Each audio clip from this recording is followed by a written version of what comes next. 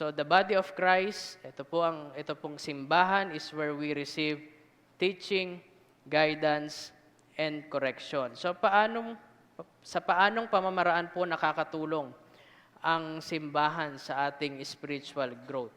Kung makikita po natin sa mga activities natin sa simbahan, meron po tayong mga Bible studies, meron po tayong mga outreach. Napakadami po natin ngayon ways kung paano po magkakaroon ng fellowship. Through online, wala na pong rason para hindi tayo maka-attend.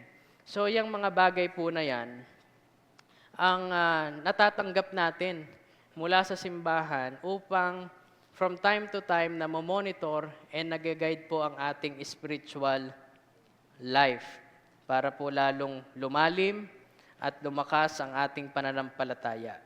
So loving the church involves valuing the spiritual nourishment we receive. So hindi lamang po itong isang pagkakataon kung tayo po ay nagsimba. Kailangan po pinapakain natin ang ating spiritual life. Ano po ang ipinapakain natin dito? Yung mga natututunan po natin sa sermon.